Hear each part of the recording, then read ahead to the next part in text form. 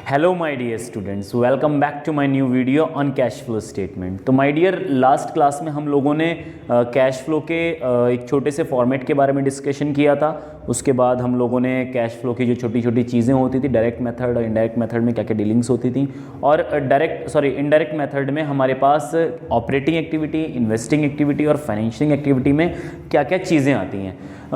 ये हम वीडियो बना रहे हैं एक फुल फ्लैश फॉर्मेट, जो मैंने आपको स्टार्टिंग में छोटा सा फॉर्मेट बताया था कि पहले कैश फ्रॉम ऑपरेटिंग एक्टिविटी निकालो, कैश फ्रॉम इन्वेस्टिंग एक्टिविटी निकालो, कैश फ्रॉम फाइनेंसिंग एक्टिविटी निकालो। इन तीनों का एडिशन आप change in cash during the year consider करते थे। इसके अंदर आपको opening cash and cash equivalent को जोड़ना होता था, जिसमें हमारी मार्केटेबल सिक्योरिटीज यानी कि करंट इन्वेस्टमेंट इसके अंदर आती थी, और उसके बाद इसका टोटल किससे मैच करता था, आपके cash and cash equivalent closing वाले से मैच कर जाया करता था। इतनी सी छोटी सी बात थी, पर माय डियर आज हम करेंगे detailed discussion of cash from operating activity, investing activity and financing activity. इसके बाद हम कुछ कॉमन पॉलिसीज के बारे में डिस्कशन करेंगे। मैं लिखवाऊंगा आप लोगों को पूरा प्रॉपर यहाँ बोर्ड पर लिख दूंगा कॉमन पॉलिसीज के बारे में, लेकिन यहीं पर इसी वीडियो में मैं कॉमन पॉलिसीज के बारे में बताता भी चलूंगा, जो ऊपर प्लस हो रही होगी और फाइनेंसिंग में लेस हो रही होगी, या फिर इन्वेस्टिंग में प्लस हो रही होगी, ऑपरेटिंग में माइनस हो रही होगी। तो इन सभी चीज़ों के बारे में डिस्कशन करेंगे। ठीक है जी, तो शुरुआत करते हैं हम लोग cash from operating activity. My dear, board पे एक बार में सारा नहीं आता, इसलिए मैंने थोड़ा इस तरीके से लिखा है कि कैश फ्रॉम ऑपरेटिंग एक्टिविटी है ये, और ये कैश फ्रॉम ऑपरेटिंग एक्टिविटी यहाँ तक है, मतलब यहाँ पर नीचे आता नहीं, तो इसलिए मैंने इसको एरो करके यहाँ कर दिया और बाकी डिटेल्स मैंने यहाँ लिख दी। और उसके बाद ये लिखा कैश फ्रॉम ऑपरेटिंग एक्टिविटी, ये कैश फ्रॉम इन्वेस्टिंग एक्टिविटी का टॉपिक है, और ये कैश फ्रॉम फाइनेंसिंग एक्टिविटी का टॉपिक है। ठीक है जी, वो छोटे छोटे होते हैं, इतना टाइम इसमें लगने नहीं है, लेकिन मेन प्रॉब्लम जो क्रिएट करता है वो कैश फ्रॉम ऑपरेटिंग एक्टिविटी ही दिक्कत करता है। तो देखिए है क्या cash from operating activity. My dear, सबसे पहले शुरुआत में मैंने कहा आपसे करंट ईयर प्रॉफिट से आप शुरुआत करेंगे। करंट ईयर प्रॉफिट का मतलब पिछले साल जो प्रॉफिट था और इस साल जो प्रॉफिट था। मैंने कहा मान लो पिछले साल 1 लाख रुपए का प्रॉफिट था और इस साल आपका 1.5 लाख रुपए का प्रॉफिट हुआ, तो माय डियर पिछले 1 लाख के प्रॉफिट के अंदर एडिशन कितना हुआ, वही तो पूरे साल का प्रॉफिट है। करंट ईयर प्रॉफिट तो वही माना जाता है। तो 50,000 का एडिशन हो तो 50,000 रुपए जो है हमारे, वो करंट ईयर प्रॉफिट माने जाते हैं। शुरुआत वहीं से होती है ऑपरेटिंग की। तो हमारे इसको निकालने के दो रास्ते होते हैं, या तो आप statement of profit and loss में आपको बैलेंस मिल जाएगा, या फिर आपको नेट प्रॉफिट लेना पड़ेगा। कहां से भला? नेट प्रॉफिट लेना पड़ेगा, difference between the closing and opening balance of surplus. Surplus in the sense reserve and surplus, मतलब जो बैलेंस शीट से, अगर मैं देसी भाषा में बात करूं तो बैलेंस शीट से आपको मिलेगा प्रॉफिट, या फिर मिलेगा आपको statement of profit and loss account से। पर माय डियर, अगर आपको एग्जाम में statement of profit and loss account भी दे दिया जाए और बैलेंस शीट भी दे दी जाए, तो अब कौन सा वाला प्रॉफिट लें, क्योंकि प्रॉफिट दोनों तरफ है।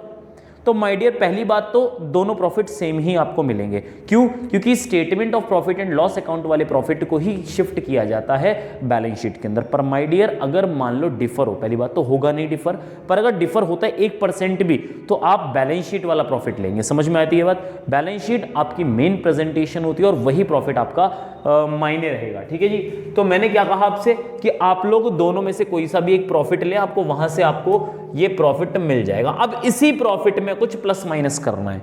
माय डियर, मैं आपको थोड़ा सा याद दिला दूं हम कैश फ्लो स्टेटमेंट पढ़ रहे हैं और यहां पर हम ट्रांजैक्शन सिर्फ वो रिकॉर्ड करेंगे जो केवल कैश की है। कहने का मतलब, अगर कोई ऐसा एक्सपेंस माइनस हो चुका है जो कैश एक्सपेंस है ही नहीं, मतलब जो हमने खर्चा मान लिया लेकिन पैसा ही नहीं गया, क्योंकि हम कैश रिकॉर्ड कर रहे हैं, तो इसका मतलब हमने वो गलत माइनस कर दिया। हमें क्या करना पड़ेगा? उसे एड बैक करना पड़ेगा, जैसे कि डेप्रिसिएशन। डेप्रिसिएशन सब जानते हैं, खर्चा मानते हैं हम उसको, पर होता क्या है depreciation? Wear and tear of your fixed asset. आपकी जो एसेट होती है, एक्सेप्ट लैंड, जो भी आपकी एसेट होती है, उनकी घिसावट की वजह से जो वैल्यू कम हो जाती है, हम उसको डेप्रिसिएशन के नाम से जानते हैं। और डेप्रिसिएशन हम लोग खर्चे के तौर पे जानते हैं। 11th क्लास में आप लोगों ने पढ़ा था कि डेप्रिसिएशन जब भी आपको मिलता था तो मैं प्रॉफिट एंड लॉस अकाउंट के डेबिट में लिखवाया करता था, पुराने फॉर्मेट में। पर माय डियर, डेप्रिसिएशन आपका नॉन कैश एक्सपेंस होता है, इसमें कोई कैश नहीं जाता, खर्चा मान लेते हैं, पर ये नॉन कैश है। तो क्या इसमें कोई कैश की ट्रांजैक्शन हुई होगी? नहीं हुई होगी। तो जो प्रॉफिट हमारा निकल के आया, करंट ईयर प्रॉफिट, इसमें डेप्रिसिएशन माइनस हुआ होगा? जी बिल्कुल हुआ होगा। गलत हुआ था ना माइनस, तो उसे ऐड बैक करते हैं, उसे दोबारा ऐड कर देते हैं और हम एग्जैक्ट प्रॉफिट पे आ जाते हैं। हमें केवल उन ट्रांजैक्शंस के बारे में ध्यान देना है जो कैश या तो आ रहा है या कैश जा रहा है। आ रहा है तो प्लस होगा, जा रहा है तो माइनस होगा। और अगर नॉन कैश आइटम्स ऐसे जो आपने माइनस कर दिए थे, जो माइनस नहीं होने चाहिए थे, आप उसे ऐड बैक करेंगे। और ऐसी इनकम्स ऐसी इनकम्स जो इनकम के तौर पे आप उसे कंसीडर करते हो पर वो इनकम नहीं होती, मतलब इनकम तो ऐसी होनी चाहिए ना कि पैसा आपके पास आए पर कैश ही नहीं आया आपके पास, तो आपने उसे कैसे ऐड कर दिया, बात समझ में आती है। तो ऐसी इनकम्स जो नॉन कैश इनकम्स होती हैं, जो आपने प्लस कर रखी हैं प्रॉफिट के अंदर, जो प्लस नहीं होनी चाहिए थी, उसे आप वहां से माइनस करें। ये काम हमें करना है और कुछ नहीं करता, इसी को इनडायरेक्ट मेथड बोलते हैं। तो हमें क्या करना है, ये स्टार्टिंग के जो नो है ना, ये ऐड और ये लेस, मतलब ये ऐड क्यों कर रहे हैं, ऐड बैक कहूंगा इसको तो मैं, क्योंकि माय डियर पहले आप इसे माइनस कर चुके थे, इन सारे आइटम्स को आप माइनस कर चुके थे, तो अब आप क्या कर रहे हैं, इसको वापस प्लस करके बैलेंस उसी जगह पहुंचा रहे हैं, ठीक है जी। और ये लेस क्या है, लेस का मतलब आपने ऐड कर रखा था पहले इनकम के तौर पे, आपने ऐड कर रखा था, तो अब आप क्या कर रहे हैं, इसको आप इसको माइनस करके बैलेंस को वहीं पहुंचा रहे हैं। तो देखिए हुआ क्या, ट्रांसफर टू एनी रिजर्व, किसी भी प्रकार का रिजर्व अगर होता है, किसी भी प्रकार का अगर रिजर्व होता है, तो जरा बताइए क्या आप मुझे कि रिजर्व का मतलब क्या होता है। रिजर्व का मतलब होता है आपके पास प्रॉफिट है, उस प्रॉफिट का एक हिस्सा निकाल के आपने अलग रख लिया कि इमरजेंसी में जब जरूरत पड़ेगी तो हम उसका यूज कर लेंगे, मतलब transfer to profit transferred to reserve, हमने प्रॉफिट को ट्रांसफर कहां किया, रिजर्व में ट्रांसफर किया। तो माय डियर ये रिजर्व क्या चीज है, प्रॉफिट ही तो है। आपने खर्चा कैसे मान लिया इसको, आपने इसे प्रॉफिट में से माइनस कैसे कर दिया, गलत किया था ना माइनस, तो इसे वापस ऐड बैक कर दो। तो हमने क्या किया, यहां पर इसको ऐड बैक कर दिया। इसके बाद मैंने कहा डिविडेंड पेबल, पे तो नहीं किया, अभी पे तो नहीं किया ना, पेबल है, मतलब करंट ईयर जो प्रीवियस ईयर जो डिविडेंड है वो आपने प्रपोज किया है। देखें क्या लिखा है, proposed dividend of previous year, मतलब क्या होता है, डिविडेंड देने से पहले ना, पहले डिविडेंड डिक्लेयर करना होता है। डायरेक्टर्स क्या करते हैं, जब भी कभी डिविडेंड शेयर होल्डर्स को डायरेक्टली नहीं देते, जब शेयर होल्डर्स को डिविडेंड दिया जाता है तो वो लोग क्या करते हैं, वो लोग पहले डिविडेंड को डिक्लेयर करते हैं, उसको हम बोलते हैं प्रपोज्ड डिविडेंड। तो मतलब डिक्लेयर करने का मतलब खर्चा थोड़ी ना हो गया, वो जब पे करोगे तब खर्चा मानते, तब उसको माइनस कर दो, हमें कोई प्रॉब्लम नहीं है। लेकिन आपने क्या किया, अभी तो खर्चा आपने कंसीडर ही नहीं करना था, अभी तो पेबल है, पे थोड़ी ना कर दिया, तो आपने खर्चा कैसे माइनस कर दिया, आपने माइनस कर दिया, गलत किया ना माइनस, उसे ऐड बैक करो। तो हम क्या करते हैं, यहां डिविडेंड को प्लस कर देते हैं। इंटरिम डिविडेंड पेड, तो my dear interim dividend pay किया जाता है, कहां का पार्ट है, फाइनेंसिंग एक्टिविटी का पार्ट है या नहीं है। देखिए जी मैं बता दूं आपको, इसमें एक तो ये वाला आइटम, इस तरफ आपको क्लियर दिखा है, एक तो ये वाला आइटम, एक ये वाला आइटम, जैसे दिख जाएंगे बताता जाऊंगा आपको। एक तो ये दोनों आइटम यहां पर आपने माइनस कर रखे थे, माइनस नहीं होने चाहिए थे, ये फाइनेंसिंग का पार्ट है, तो आप यहां ऐड बैक कर रहे हो और कहां माइनस कर रहे हो, फाइनेंसिंग माइनस कर रहे हो। देखो इसे ढूंढ लो कहां है, देखो एक तो ये रहा इंटरिम डिविडेंड पेड, और एक डिविडेंड पेड भी होगा इसके अंदर, लिखना रह गया क्या, ये रहा डिविडेंड पेड, डिविडेंड पेड, ठीक है जी।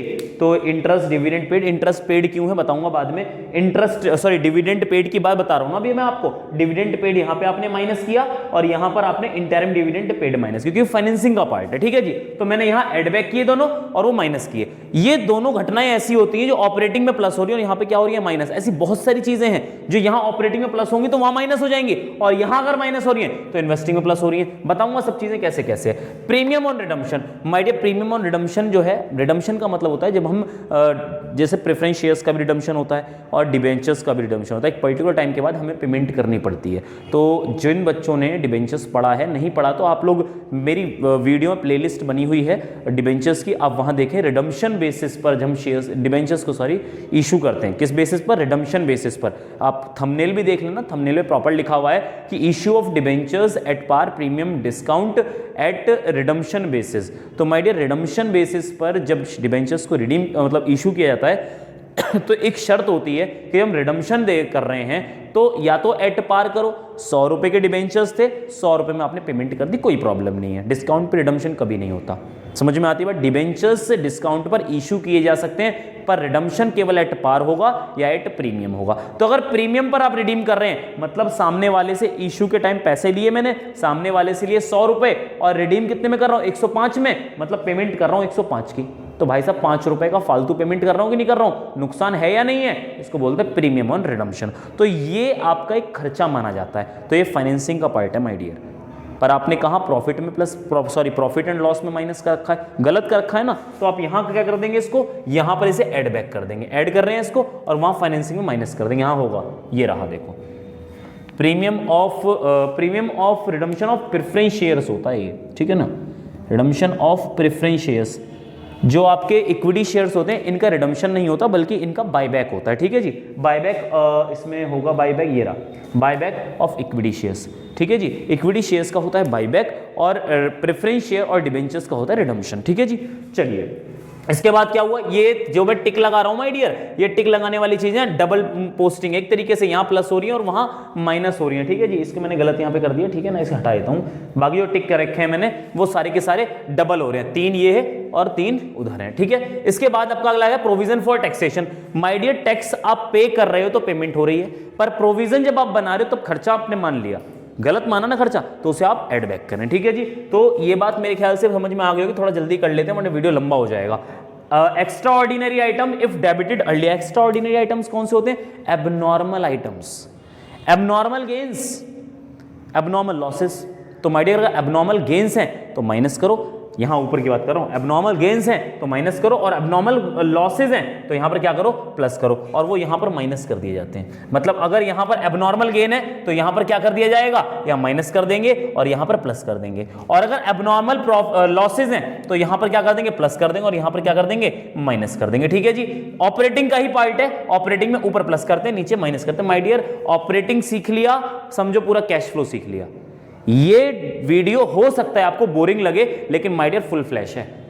इसको करने के बाद कुछ नहीं मतलब कुछ भी करने की जरूरत नहीं, इसको करो सीधा क्वेश्चन पे आ जाओ, ये मान के चलो मैंने पूरा निचोड़ आपको पकड़ा दिया है। बस इस वीडियो को शायद एक बार में आपको समझ में ना आए तो आपको 2-3 बार शायद देखनी पड़े, तो कम से कम बाहर के कोचिंग्स में और बाकी टाइम वेस्ट करने से बच जाओगे। अपने घर में बैठो और तसल्ली से इसको 2-3 बार देख लो, अपने आप क्लियर हो जाएंगी सब चीजें, ठीक है जी। तो ये भी आपका हो जाता है। इसके बाद में अब लेस की बात करूं तो भाई साहब extra ordinary item if credited, मतलब ये वही बात कर रहे हैं कि अगर क्रेडिट कर रखें तो आप इसे माइनस करें। कौन सी, गेन्स की बात चल रही है। गेन्स क्रेडिट होते हैं, प्रॉफिट एंड लॉस अकाउंट के क्रेडिट साइड में इनकम आती है और डेबिट साइड में क्या आते हैं, खर्चे आते हैं। तो अगर कोई इनकम हुई है, एबनॉर्मल गेन हुआ है तो क्रेडिट हुआ होगा, और अगर एबनॉर्मल लॉस हुआ है तो डेबिट हुआ होगा। तो वही बात की अगर डेबिट का रखा है तो उसे प्लस करो, और अगर क्रेडिट का रखा है तो उसे माइनस करो। क्यों, क्योंकि आपने उसे प्लस कर रखा था, गलत कर रखा था, क्योंकि आपका यहां का पार्ट है वो, बिल्कुल लास्ट में उसको माइनस करना है, प्लस माइनस, समझ में आती है बात। चलिए इसके बाद रिफंड ऑफ टैक्स आप माइनस करोगे। My dear refund of tax का मतलब जब इनकम टैक्स से पैसा आपको रिफंड होता है,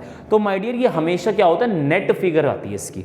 नेट फिगर कैसे आती है, रिफंड ऑफ टैक्स कभी भी आपका कैश में शो नहीं किया जाता। उसका सीधा सा बात है कि अगर मान लो मेरे पास रिफंड 5,000 का आ रहा है और मुझे 25,000 का टैक्स पे करना है, तो मैं नेट 25,000 सॉरी नेट 20,000 दिखाऊंगा। यहाँ पर 5,000 मैंने रिसीव किया, 25,000 पे किया, तो नेट कितना हो गया, 20,000। तो नेट में माइनस करने वाला हूं, इतनी सी कहानी इसमें होती है, ठीक है जी। रिफंड ऑफ टैक्स का छोटा सा इतना पॉइंट है। Transfer from any reserve, my dear आपने रिजर्व में से पैसा मंगा लिया, तो यार तुमने क्यों से इनकम मान लिया, यार है तो आपका प्रॉफिट ही, पहले भी प्रॉफिट था तब भी प्रॉफिट है। जब टू को आप प्लस कर रहे हो तो फ्रॉम को क्या करोगे, minus. Transfer to any reserve, और यहां भी ट्रांसफर फ्रॉम एनी रिजर्व, कहां गया ये रहा, ट्रांसफर फ्रॉम एनी रिजर्व।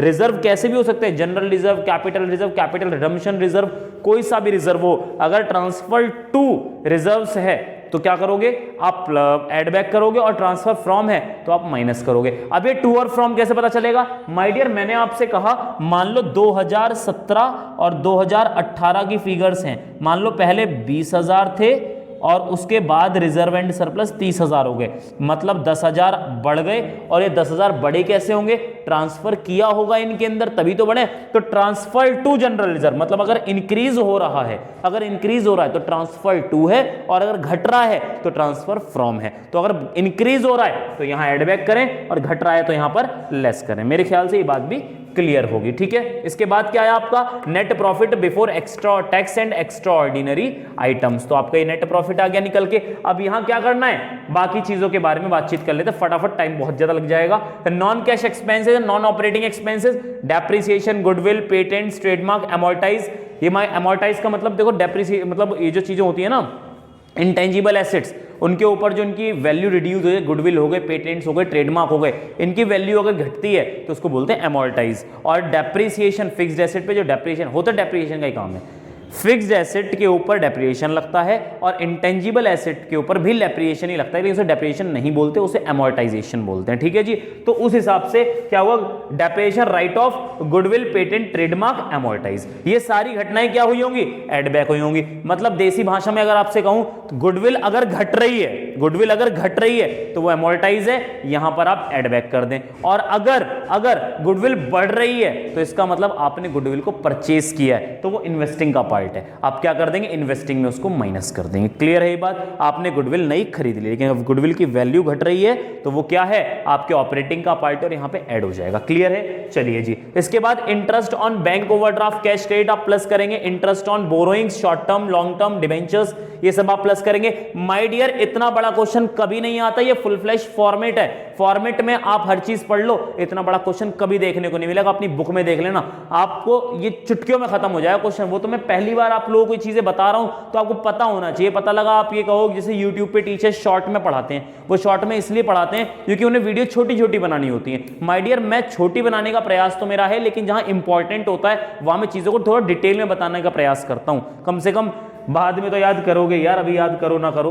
खैर, तो interest on bank OD, cash credit, interest on borrowing short term हो चाहे लॉन्ग टर्म हो, डिबेंचर्स हैं, ये सब एड बैक हो जाएंगे। ये सारे के सारे आपके वहां माइनस होंगे किसमें, फाइनेंसिंग के अंदर। ठीक है जी, interest on bank overdraft, interest on borrowings वगैरह सब फाइनेंसिंग में माइनस होंगे। इसके बाद राइटिंग ऑफ, ये ऑफ है भैया, writing of, under writing commission, share issue expenses, loss on sale of fixed asset, loss यहां ऐड होगा और profit gain on sale of, ये बहुत कॉमन है, ये ध्यान रखिएगा। लॉस अगर है किसी भी फिक्स्ड एसेट पे तो प्लस हो जाएगा, और अगर गेन है मतलब प्रॉफिट है तो वो माइनस हो जाएगा, ध्यान रखिएगा। इसके बाद क्या होता है, increase in provision for doubtful debts, वो भी आप प्लस करेंगे। लेकिन अगर डिक्रीज हो रहा है प्रोविजन फॉर डाउटफुल डेट्स तो क्या कर देंगे, इसको माइनस कर देंगे। तो ये सारी आपकी माइनस की चीजें। इंटरेस्ट इनकम, पैसा मिल रहा है तो आप क्या करेंगे, इन्वेस्टिंग में, ये सारे काम वही है। यहां पर आप क्या कर रहे हैं, माइनस करो, यहां प्लस कर रहे होंगे। ये देखिए इंटरेस्ट डिविडेंड रिसीव, अब यहां प्लस कर रहे हैं। डिविडेंड इनकम यहां पर आप माइनस कर रहे हैं, यहां पर आप प्लस कर रहे हैं। रेंटल इनकम यहां पे आप माइनस कर रहे हैं, रेंटल इनकम यहां पर आप क्या कर रहे हैं, प्लस कर रहे हैं। गेन्स की बात तो मैंने आपको बताई थी, डिक्रीज इन प्रोविजन भी बता दिया मैंने आपको। ठीक है, तो उसके बाद यहां पर क्या निकल के आया, ये आपका निकल के आया वर्किंग कैपिटल एडजस्टमेंट से पहले का प्रॉफिट। ठीक है जी, अब ये चीजें हैं वर्किंग कैपिटल। वर्किंग कैपिटल किसका पार्ट होता है, करंट एसेट और करंट लायबिलिटी। तो हमारे थोड़ा ध्यान रखिएगा, करंट एसेट अगर बढ़ रही हैं तो माइनस करो, करंट एसेट अगर घट रही हैं तो उसे प्लस करो। समझ में आई बात? करंट लायबिलिटी अगर बढ़ रही है तो प्लस करो, घट रही है तो माइनस करो। या तो याद कर लो या समझ लो भैया। सीएस की बात जैसे मैं करता हूं अपनी क्लास में ही बताता हूं मैं कि सीएस जो होते हैं हमेशा उल्टे चलते हैं, टैक्स में हमेशा वो उल्टी कैलकुलेशन करते हैं। नॉर्मल आदमी जो होता है नॉर्मल इनकम के हिसाब से टैक्स निकालता है, लेकिन सीएस क्लाइंट से पूछते हैं आपको कितना टैक्स देना है। जब क्लाइंट बताता है भाई साहब इतना टैक्स देना है, तो उसके बाद क्या किया जाता है, फिर उसके हिसाब से वो लोग क्या करते हैं, इनकम कैलकुलेट करने कि हमें अपने क्लाइंट की इनकम दिखानी कितनी है, उसी के हिसाब से खर्चे और इनकम को कैलकुलेट किया जाता है। तो सीएस हमेशा उल्टे चलते हैं, तो उसी हिसाब से आप याद रखें कि सीए अगर है तो उल्टा चलेगा, बढ़ रहा है तो माइनस करो और घट रहा है तो प्लस करो। और करंट लायबिलिटी मतलब सीएल जो हो गए वो नॉर्मल लोग हो गए, मतलब वो अगर बढ़ रहे हैं तो प्लस कर रहे हैं और घट रहे हैं तो माइनस कर रहे हैं, उसी हिसाब से याद रखिएगा। Decrease in current asset plus कर रहे हैं और increase in current asset minus कर रहे हैं। Increase in current liability plus हो रही है और decrease in current liability minus हो रही है। और याद करना है तो याद कर लेना, जैसे समझ आपको समझ में आए। ठीक है जी, तो ये सब आप यहां पे कर रहे हो, इन दोनों को प्लस करो, इनको माइनस करो, क्या निकल के आएगा, operating profit after working capital adjustment. उसमें से आपको इनकम टैक्स माइनस करना है, ये नेट ऑफ रिफंड होता है। और एक्स्ट्रा ऑर्डिनरी आइटम्स मैंने आपको बता ही दिया, वहां पे प्लस हो रहा है तो यहां माइनस होगा, और वहां माइनस हो रहा है तो यहां प्लस होगा। ठीक है जी, यहां से लेके यहां तक सारा का सारा ऑपरेटिंग का पार्ट है। ठीक है जी, इसके बाद आपकी फाइनेंसिंग की दुनिया आती है, सॉरी इन्वेस्टिंग की। इन्वेस्टिंग में क्या कहानी है, वही फिक्स्ड एसेट खरीदना और बेचना, उनकी बात कर रहे हैं। परचेज ऑफ फिक्स्ड एसेट या investment, my dear current investment नहीं है, फिर बता दूं आपको लॉन्ग टर्म इन्वेस्टमेंट है, अदर देन मार्केटेबल सिक्योरिटीज। तो कहा गया अगर आप फिक्स्ड एसेट परचेज कर रहे हो, इन्वेस्टमेंट परचेज कर रहे हो तो पैसा जा रहा है, माइनस कर दिया। सेल कर रहे हो फिक्स्ड एसेट या इन्वेस्टमेंट तो पैसा आ रहा है, प्लस कर दिया। रेंट इंटरेस्ट डिविडेंड रिसीव हो रहा है तो प्लस कर रहे हो, क्यों, क्योंकि आपने पैसा इन्वेस्ट किया तो वहां से आपको पैसा मिल रहा है। तो क्या हो गया आपका, ये इनकम हो गई, इन्वेस्टिंग का पार्ट है। ठीक है जी, इसके बाद proceeds from sale of intangible asset. अगर आप मान लीजिए साफ साफ क्वेश्चन में बता रखा है कि कोई इंटेंजिबल एसेट आपने सेल की है, अगर आपको क्वेश्चन ने नहीं बताया इंटेंजिबल एसेट की वैल्यू घट रही है तो आप उसे अमोर्टाइज ही मानेंगे और यहां पर उसको एड बैक कर देंगे। लेकिन अगर क्वेश्चन में साफ साफ लिखा हुआ है कि ये पर्टिकुलर इंटेंजिबल एसेट सेल की गई, चाहे गुडविल सेल की गई हो, चाहे पेटेंट कॉपीराइट ट्रेडमार्क कोई से भी अगर सेल किए गए हैं तो उस केस में भाई साहब वो इन्वेस्टिंग का पार्ट है। थोड़ा सा इतना ध्यान रखिएगा, एडजस्टमेंट का पार्ट है, हालांकि बहुत रेयर आता है, ज्यादातर अगर घट रहा होता है बताते नहीं है तो हम यहाँ अमोर्टाइज ही मान लेते हैं। तो proceeds from sale of intangible asset आप प्लस करेंगे, एक्स्ट्रा ऑर्डिनरी आइटम्स अगर इन्वेस्टिंग से जुड़े हुए हैं तो, मतलब अगर कोई इंश्योरेंस क्लेम आपको मिल रहा है किसी मशीन पे, मान लो आग लग गई और मशीन के ऊपर इंश्योरेंस हुआ था, तो वहां से इंश्योरेंस क्लेम अगर आपको रिसीव हो रहा है तो वो इन्वेस्टिंग का पार्ट है। वो एक्स्ट्राऑर्डिनरी आइटम्स यहां पे नहीं आएंगे, है तो एक्स्ट्राऑर्डिनरी आइटम्स ही, रोज मशीन में आग नहीं लगती है, कभी कभी आग लग जाती है। तो एक्स्ट्राऑर्डिनरी एंड एक्सेप्शनल आइटम्स, पूरा नाम इसका ये होता है कि एक्स्ट्राऑर्डिनरी एंड एक्सेप्शनल आइटम्स। तो उस केस में ये वैसे तो रोज नहीं होता, पर ये इन्वेस्टिंग का पार्ट है, ठीक है जी। तो यहां पे आपका प्लस हो जाएगा। चलिए जी, अब मैं फाइनेंसिंग की बात करूं तो इशू ऑफ शेयर्स डिवेंचर्स, पैसा आ रहा है, प्लस करोगे। Redemption of preference shares debentures, मैंने बताया आपको कि इक्विटी शेयर्स में बायबैक होता है और रिडम्पशन तो केवल आपका इन्हीं का होता है, ठीक है जी। तो क्या हुआ यहां पर, मैंने क्या किया, एक सेकेंड, बायबैक यहां था और मैंने 2 बार लिख रखा है क्या? नहीं 2 बार नहीं, एक ही बार है, ठीक है। तो रिडम्पशन ऑफ प्रेफरेंस शेयर्स और डिबेंचर्स, आपने पेमेंट कर डाली। लोन रेज्ड या रिपेड, रेज क्या मतलब लोन लिया और रिपेड मतलब पेमेंट कर दिया। अगर लिया है तो प्लस हो गया और रिपे किया तो हमने माइनस कर देना है। ड्राइंग्स अगर है तो ऑब्वियसली ड्राइंग्स तो पेड ही होती हैं, मालिक ले जाता है अपने पर्सनल यूज के लिए, तो यहाँ ड्राइंग्स पेड ही लिख देता हूं मैं आपको, वैसे आगे लिखा हुआ है समझ में आ जाएगा। तो ड्राइंग्स पेड, इंटरेस्ट पेड या डिविडेंड पेड आप यहां से माइनस करने वाले। इंक्रीज या डिक्रीज इन बैंक ओवरड्राफ्ट, अगर बैंक ओवरड्राफ्ट बढ़ता है तो प्लस करें, घट रहा है तो माइनस करें। इंटरिम डिविडेंड पेड माइनस करें सीधे the payment of share issue expenses and writing commission. My dear, अगर अंडर राइटर्स कमीशन अगर आपको पे करना है तो वो भी आपका फाइनेंसिंग का पार्ट है, वहां से पेमेंट करें। और साथ ही साथ अगर शेयर्स को इशू करते टाइम कुछ एक्सपेंसेस हो जाते हैं, जैसे प्रोस्पेक्टस वगैरह के खर्चे और भी XYZ खर्चे होते हैं, इशू नहीं हो जाता, एडवर्टीजमेंट करना पड़ता है, दुनिया भर की नौटंकियां करनी पड़ती हैं, उसके बाद जाके शेयर्स इशू हो पाते हैं, तो उस केस में उसके जो खर्चे हैं वही फाइनेंसिंग का पार्ट होता है, ठीक है जी, वही माइनस हो जाएंगे। इसके बाद बायबैक ऑफ इक्विटी शेयर्स, ये आपका माइनस होएगा। क्यों? बायबैक मतलब शेयर्स वापस ले लो, वापस ऐसे तो मिलते नहीं, आपको पेमेंट करना पड़ेगा, तो उस केस में ये भी आपका माइनस होगा। Increase and decrease of bank overdraft और कैश क्रेडिट, 2 बार लिख दिया मैंने बैंक ओवरड्राफ्ट, हाँ एक तो ये लिख रखा है, एक ये लिख रखा है। यहां पर भाई साहब बैंक ओवरड्राफ्ट हटाता हूं मैं, इस तरीके से देख लें, increase and decrease of cash credit, ठीक है जी, ये भी एक तरीके का लोन की तरह ही होता है, ठीक है। प्रीमियम और रिडम्पशन ऑफ डिबेंचर्स, माइंड आप पेमेंट कर रहे हो, डिबेंचर्स हो चाहे प्रेफरेंस शेयर्स हो, सब में माइनस हो रहा है। मेरे ख्याल से ये बात आपको समझ में आ गई। कुछ कॉमन चीजें हैं, कॉमन चीजें क्या हैं, देखो सारी चीज तो मैं आपको बता नहीं पा रहा हूं। देखो एक तो ये हो गई कॉमन, ये यहां पर प्लस हो रही है तो यहां पर 100% माइनस होगी। माइनस वाली फिगर्स ये रही, कहां गई, ये रही, यहां पर ये देखो ये माइनस हो रही हैं, ठीक है, ये माइनस हो रही हैं। इसके बाद क्या है, इसके बाद क्या है, इसके बाद क्या है, एक ये हो गया, ये इंटरेस्ट पेड और डिविडेंड पेड यहाँ माइनस हो रहा है तो यहाँ प्लस हो रहा होगा। प्लस वाली फिगर्स कहाँ गई, कहाँ गया प्लस, एक तो ऐड ये रहा, एक ऐड ये रहा, ये एक तो ये रहा डिविडेंड और एक ये रहा, और कहाँ गया इंटरेस्ट वगैरह, कहाँ गए इंटरेस्ट ऑन बैंक ओडी, ये रहा इंटरेस्ट, ये रहा interest on bank OD, interest on borrowings, ये रहा, ठीक है। कुल मिला के अगर वहां माइनस हो रहे तो यहाँ प्लस हो रहे हैं। और इसके बाद क्या है, इसके बाद ये रहा आपका, यहाँ आपका माइनस हो रहा है तो इंटरिम मैंने देखो यहाँ प्लस कर रखा है, ठीक है। इसके बाद और क्या क्या चीज़ है, इनको मैं डिटेल में लिखवा दूंगा अभी, इसकी नेक्स्ट वीडियो में आपको डिटेल में चीज़ बता दूंगा। बस ये ध्यान रखिएगा, इसमें कुछ कॉमन पॉलिसीज भी होती हैं, जो एक एक्टिविटी प्लस होती है दूसरी एक्टिविटी माइनस होती है सेम टाइम पर, इनसे क्वेश्चन पे इफेक्ट नहीं डलेगा, क्योंकि माय डियर अगर आप यहां प्लस कर रहे हो तो यहां माइनस कर रहे हो, और आपको तो नेट आंसर देखना है opening cash and cash equivalent की मदद से, तो इनसे नेट क्वेश्चन पे तो फर्क नहीं पड़ता, आपका आंसर मैच कर जाएगा अगर आप इनका इफेक्ट नहीं डालोगे। पर माय डियर स्टेप मार्किंग में नंबर कट जाएंगे, तो आपको इन पे थोड़ा ज्यादा फोकस करना है। एग्जामिनर यही देखना चाहता है कि आप डिविडेंड पेड का क्या ट्रीटमेंट कर रहे हो, डिविडेंड रिसीव्ड का क्या ट्रीटमेंट कर रहे हो, इंटरेस्ट रिसीव, इंटरेस्ट पेड, इन सब का क्या ट्रीटमेंट कर रहे हो, ये चीज देखता है, ठीक है जी। तो मेरे ख्याल से आपको ये बात पसंद आई होगी, ये वीडियो भी समझ में आया होगा अच्छी तरीके से। अगर समझ में ना आए, देखिए मैंने डिटेल में बताया है, तो अगर आपको अजीब सा लगा तो उसके लिए माफी चाहूंगा, लेकिन भाई मैं तो हर चीज कराता हूं डिटेल में, तो थोड़ा ध्यान रखिएगा। कोशिश करें वीडियो को अगर एक बार में समझ में ना आए 2-3 बार में देखें, लेकिन देख जरूर लें, अपने फ्रेंड्स को शेयर करें। माय डियर इस टाइम बहुत ज्यादा हेल्पफुल होगी।